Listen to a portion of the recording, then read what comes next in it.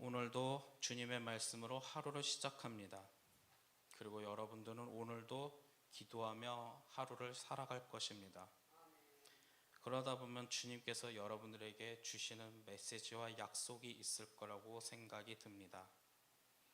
오늘 말씀에도 이스라엘 민족들, 이스라엘 백성들에게는 하나님께서 약속의 땅, 그곳으로 인도하신다고 합니다. 하지만 그 가는 길은 굉장히 험하고 거칠고 어쩌면 두려움이 많았던 것 같습니다. 요단강이 있었고 이전에는 홍해가 있었는데 그건 갈라진 상태로 건넜지만 이 요단강은 앞으로 전진할수록 갈라지는 기미가 보이지 않았습니다. 오히려 발을 내딛었을 때 마른 땅이 드러났는데 이제는 그들 앞에 여리고성이 있습니다. 여호수아 6장 1절에 보면 여리고는 굳게 닫혔고 출입하는 자가 없었다라고 합니다. 이거는 자연현상이 아니라 우리가 뛰어넘어야 할 저들이 굳게 문을 닫았다는 거죠. 그렇다 보니 눈앞에 보이는 장벽은 너무나 높고 단단해 보이고 그리고 나의 손에는 아무것도 없어 보입니다. 그러다 보니 이런 생각이 들 때가 있지 않을까요? 하나님의 약속은 어쩌면 현실과 너무 동떨어져 보이지 않을까? 과연 하나님이 나한테 부르짖었던 거는 나 혼자만의 착각이었을까? 저는 목회자이기 때문에 어쩌면 목회자 입장에서 이런 얘기도 할 수도 있습니다. 주님께서 나를 부르셨기 때문에 그 부르심에 따라 오늘도 이 길을 가고 있는데 어느 날 문득 현실과 주님이 나를 부르신 것 맞나라는 회의감이 들 때가 있죠.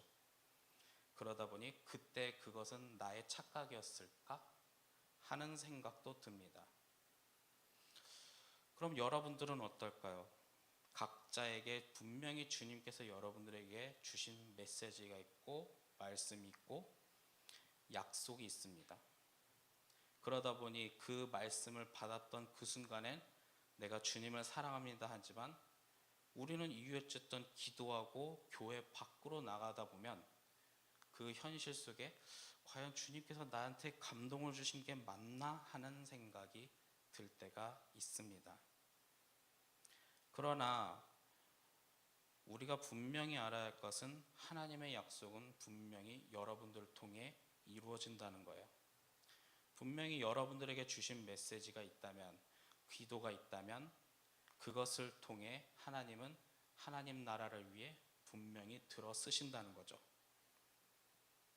분명히 이스라엘 민족이 약속의 땅으로 가는 것은 이스라엘 민족만을 위한 것일 수도 있지만 그곳에서 이 땅 가운데 무너졌던 희망조차 보이지 않는 이 약육강식의 세상 속에 하나님의 나라는 이런 것이다라는 것을 보여주는 하나님의 원대한 꿈이 있었습니다.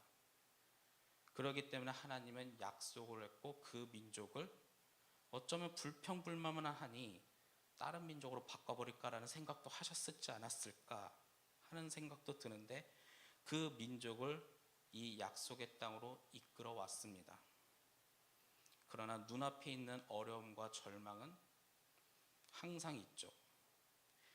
분명히 여리고성도 여호수아를 통해 지도자로 나아갈 때 분명히 뛰어넘어야 하는데 기존에 있었던 홍해도 갈랐고 요단강도 건넜으니 이제 그것을 통해서 힘을 얻었을 땐 또 우린 전진할 수 있는데 눈앞에 보이는 여리고성은 너무 단단해 보였습니다. 그래서 이 여리고성을 정복하려면 어쩌면 최신 무기 미사일이라던가 아니면 다이너마이트라던가 아니면 최소한 성벽을 오를 수 있는 사다리 정도는 있어야 하지 않을까 그런 생각도 할지도 모릅니다. 그러나 하나님은 여호수아에게 말씀하십니다. 내가 그것을 정복할 수 있는 방법을 알려줄게. 그런데 그 정복하는 방법이 인간의 생각으로 전혀 이해가 되지 않는다는 게 문제라면 문제일 것입니다. 매일 한 바퀴씩 도르라고 합니다. 그 성주일을. 그리고 6일 동안 그렇게 한 바퀴씩 돌고 일곱째 날은 좀 특별하게 7바퀴를 돌라고 하고, 그리고 다 돈 뒤 소리를 지르라고 하면 여리고성이 무너진다고 합니다. 그래서 넌센스 퀴즈로 이런 얘기가 나오죠. 성경에 나온 부실공사는 여리고성이다. 물론 그 얘기는 이미 여리고성이 무너진 걸 알았기 때문에 우리는 21세기에는 성경에 나오는 부실공사는 여리고성이다라는 결과를 알고 있지만, 함성만으로 외치는 것만으로 어쩌면 땅밟기라고 표현하면 좋을까요? 성을 한 바퀴 두 바퀴 도는 것만으로 성이 무너진다? 솔직히 우리는 우리의 계산으로, 우리의 생각으로는 불가능하다고 생각할지 모릅니다. 그리고 여호수아는 그런 얘기를 하나님한테 들었으니 이제 여호수아는 이제 이스라엘 백성들한테 설명을 해야 하잖아요. 이렇게 하면 저기 넘어갈 수 있다고 말씀하셨어. 어쩌면 설명을 하는 여호수아도 조금 당황할지도 모르겠다는 생각도 합니다. 그렇게 하면 성 무너진대. 그리고 듣고 있는 이스라엘 백성들, 그렇게 하면 진짜 무너져요? 라는 반문이 분명히 나왔을 것 같습니다. 하지만 중요한 것은 하나님께서 이끄시는 방식은 실패하지 않는다는 거예요. 하지만 우리에게 하나님은 분명히 약속했는데 그 약속이 실현이 더디거나 혹은 그 약속을 받을 수 없는 것은 어쩌면 인간의 계산으로 그게 가능합니까? 라고 반문했지만 그래도 방법은 찾아봅시다라고 했다면, 그래도 해봅시다라고 하면 좀 다행인데, 하나님 그렇게 하면 성이 무너져요? 에이, 그래서 하지 맙시다. 안 돼요, 못해요, 힘들어요. 전통적으로 나오는 세 가지 얘기죠. 그렇게 하면서 또 심각한 경우에는 애굽으로 돌아갑시다, 이집트로 돌아갑시다라는 불평을 늘어놓을 때가 있습니다. 그러다 보면 오늘 이 말씀을 통해 우리가 믿음이란 단어를 한번 좀 생각해 볼 필요가 있습니다. 믿음? 그거는 내가 이해한다는 게 중요한 게 아니에요. 내가 이해할 수 있기 때문에 믿는다가 아니라 하나님이 이렇게 말씀하셨으니까 내가 믿는다라는 것이 믿음의 정의가 아닐까요? 분명히 우리 인간이 생각할 수 있는 것은 한계가 있습니다. 그리고 주님은 그 너머에서 이끄시고 역사하시고 분명히 약속대로 이끄시는 역사가 있는데, 내가 상식적으로 이해가 안 된다라는 그 이유 하나만으로 내가 못 믿겠어요. 이렇게 한다면 이게 믿음일까요? 내가 상식적으로 이해가 안 돼요. 그래서 못해요, 안 해요, 힘들어요, 뭐 아무튼 이런 불평을 늘어놓으면서 아무것도 하지 않는다면 과연 인간에게, 아니 우리에게 있어서 하나님께서 말씀하셨을까요? 분명히 믿음은 내가 이해할 수 있기 때문에 믿는 것이 아니라 하나님의 말씀하셨으니까 믿음으로 한번 해보자, 그렇게 시작되는 것이 믿음 아닐까요? 그렇게 해서 이스라엘 백성들은 이유였던 홍해도 건넜고 요단강도 건넜고, 배고플 때 광야에서 만나도 내려주셨고 하니까 이제 조금 더 믿어보자 해서 하나님 말씀대로 매일 성을 돌기 시작합니다. 어쩌면 처음 첫날은 좀 어색할지도 모릅니다. 이래도 되는 거야 하면서 옆에 있는 사람과 그냥 이제껏 했으니까 되겠지 하면서 처음 하루, 이틀, 3일 이렇게 성을 돌고 하나님 말씀대로, 내가 이해할 수 있기 때문이 아니라 하나님께서 그렇게 말씀하셨으니까. 그런데 성은 또 내 눈앞에 보이는 여리고성은 그대로죠. 무너질 기미가 보이잖아요. 적어도 7일 중에 절반을 했으면 어느 성벽이 좀 무너지고 있대, 어디 기둥이 좀 무너졌대, 이런 얘기라도 들으면 조금 힘이 날 텐데 성은 그대로고, 문제는 여리고 성에 있는 적들은 성벽 위에서 니네들 뭐하냐 하면서 이렇게 조롱하고 있으니 어쩌면 이스라엘 백성들도 아니 하나님의 약속 내가 이해되지 않는데 하나님의 약속이 이해되지 않는데도 불구하고 하고 있는 내 자신을 바라본다면 굉장히 좌절감이 있지 않을까 하는 생각도 듭니다. 그러나 오늘 말씀 속에 있는 이스라엘 백성들은 그 인간의 머리로 이해할 수 없는 그 하나님의 말씀을 하나씩 하나씩 실행합니다. 그렇다 보면 믿음은 순간의 감정이 아니라 어쩌면 지속적으로 내가 이해할 수 없지만 지속적으로 순종하며 나아가는 것이 바로 믿음 아닐까요?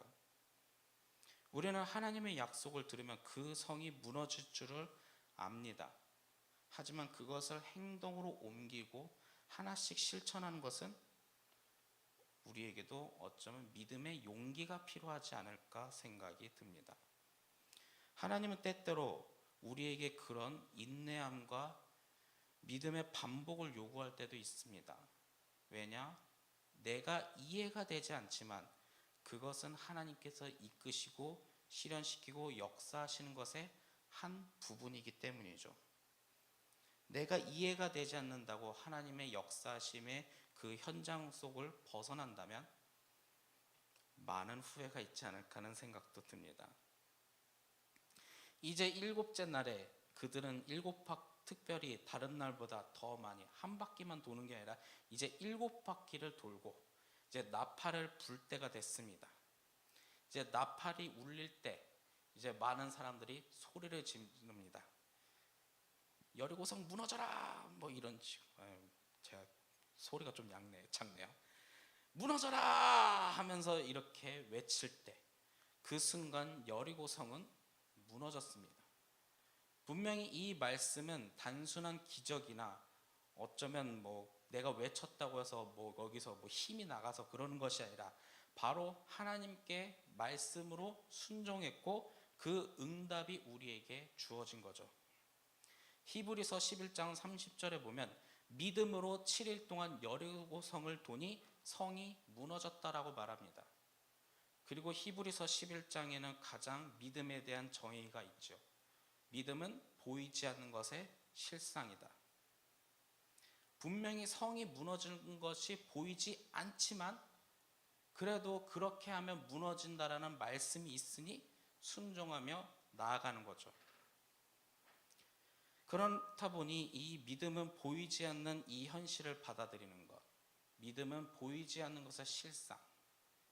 그러나 우리는 어쩌면 다른 보이지 않는 것에 더 기뻐할지도 모릅니다. 제가 민증상 생일이 8일자로 끝나거든요.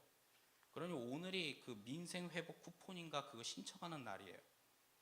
근데 누군가는 분명히 그걸 신청을 하고 어떻게든 나오겠죠? 그러니 10만 원이든 15만 원이든 나온다고 생각하니 그것 때문에 누군가는 그거 보이지 않아요. 눈으로 보이지 않는데 나오니까 즐거워해요. 그런데 하나님께서 여러분들의 여리고성과 같은 그런 두려움, 문제점 그 모든 것을 해결해주고 뛰어넘을 수 있다고 하나님께서 여러분들에게 너의 여리고성은 무너질 거다. 그러면 사람들의 보통 반응은 예, 무너지는군요. 반응이 없을 때가 있어요.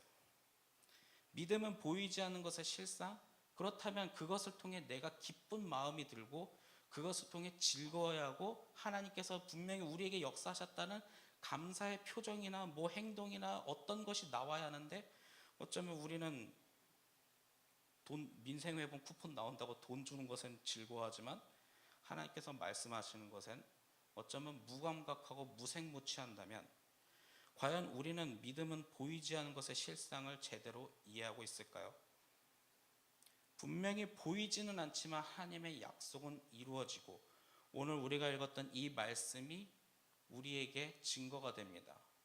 분명히 보이지 않지만 하나님의 말씀으로 행동을 옮길 때 하나님께서 약속하신 그 땅을 우리가 믿음으로 받을 수 있다는 거죠. 오늘 말씀은 첫 번째, 하나님의 방식은 인간의 생각과 다릅니다. 인간의 머리로 이해할 수 없지만 하나님이 말씀하셨기 때문에 믿음은 믿는 거고, 또한 믿음은 중간중간에 해도 실현될 것 같지 않지만 분명히 지속적으로 순종했을 때 그것은 이루어졌고, 또한 믿음으로 순종할 때 보이지 않을 것처럼 보이지만 그것은 현실이 된다는 것을 우리는 믿어야 한다는 거죠. 오늘 말씀 속에 있는 여리고성은 단지 고대에 있었던 그 성들 중에 하나가 아니라 이제 우리의 삶 속에도 무너져야 할 여리고성은 분명히 있습니다. 여러분들 가운데 분명히 문제가 있을 거고, 두려움이 있을 거고, 불신이 있을 거고, 그러다 보니 이 모든 것 때문에 안 돼, 못해, 힘들어, 이렇게 하면서 어쩌면 우리는 그것을 거부하고 다시 과거로 돌아가는, 이집트로 돌아가는 행동을 할지도 모릅니다. 하지만 그렇게 해서는 아무것도 달라지지 않습니다. 분명히 하나님을 믿고 따르는 것은 그저 레드카페가 그냥 있는 것만 걸어가는 것이 아니라 그 레드카페를 설치하는, 내 손으로 정성껏 준비하는 나의 헌신과 그리고 나의 노력이 필요하고 행동이 필요합니다. 믿음은 그렇게 해서 내가 행동을 하나하나 했을 때 그것이 주님께서 우리에게 현실을 주실 것이고, 그래야 우리는 그 믿음으로 하나님께서 약속하신 그 가나안 땅을 여러분들이 받아낼 것입니다. 그렇다 보니 우리는 믿음으로 약속을 보고 믿음으로 걸어갈 때 우리는 주님과 동행하는 살아가는 우리 두드림 교회가 될 것입니다. 그렇게 주님을 믿으며 살아가는 한 사람 한 사람이 모여 바로 이 두드림 교회를 굳건하게 세우고, 이 두드림 교회를 통하여서 이 지역사회가 변하고 이 지역사회가 이 대한민국을 이끌어가지 않겠습니까? 그렇게 우리가 믿음으로 이 시대에 끌려가는 것이 아니라 믿음으로 우리가 실현시키며 이 시대를 이끌어가는 우리 두드림교회 성도님들이 되기를 간절히 소망합니다. 기도하겠습니다.